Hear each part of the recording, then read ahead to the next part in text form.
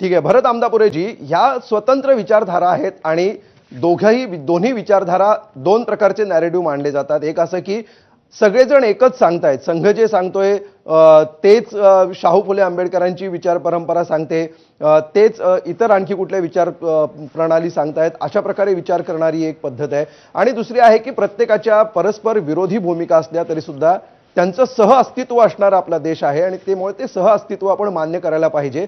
पण या वैचारिक भूमिकांमध्ये फरक आहे हे सुद्धा मान्य करायला पाहिजे. शाहू फुले आंबेडकरांची विचारधारा आणि संघाची विचारधारा या स्वतंत्र आहेत हे देखील मान्य करायला पाहिजे, अशी दुसरी विचार करण्याची पद्धत आहे.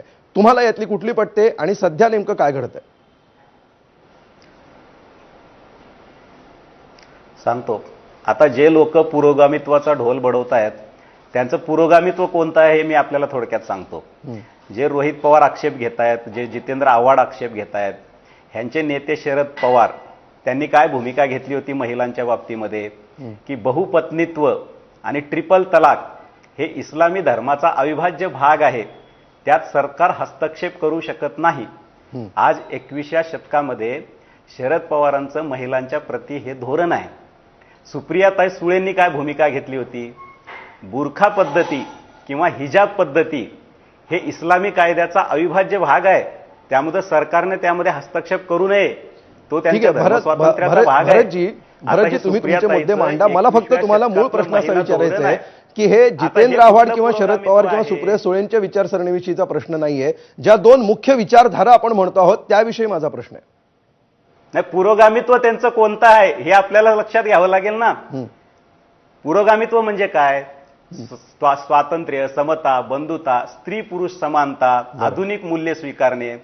मग हे महिलांना गुलामगिरीमध्ये ठेवणं, ट्रिपल तलाकचं समर्थन करणं, बहुपत्नीत्वाचं समर्थन करणं, म्हणजे तुम्ही जशी संघाची एक विचारसरणी आहे तितकीच आदरणीय विचारसरणी ही शाहू फुले आंबेडकरांची विचार परंपरा आहे असं मानता की नाही? नारी तू नारायणी हे मूल्य मानते. आता चर्चा ज्याच्यावर त्याच्यावर बोललं पाहिजे. येऊया त्याच्यावरच आपण चर्चा करतो आहोत. त्याच्यावर आपण चर्चा, आधी उत्तर तर घेऊ दे त्यांचं, मी तुमच्याकडे येतो त्यानंतर. आता एक उदाहरण सांगतो. अखिलेश यादव यांच्या पत्नी डिंपल यादव परवा एका मौलवींच्या सोबत बैठकीला गेल्या होत्या. त्या बैठकीवरून एका मुलानं काय स्टेटमेंट केलं ते आपण बघितलेलं आहे.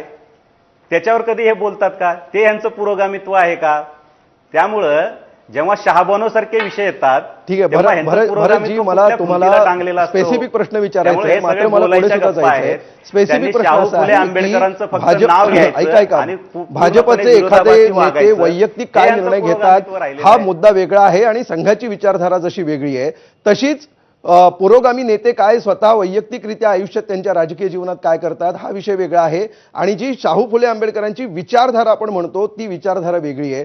जशी तुम्ही संघाच्या विचारधारेचा आदर करता किंवा त्याचं एक स्वतंत्र इतिहास अस्तित्व आहे, तसंच तितकाच आदर ह्या विचारधारेचा सुद्धा आहे. केला जावा, केला पाहिजे, केला जातोय असं तुम्हाला वाटतंय का? नेते आत्ताचे काय करतात हे सोडून द्या.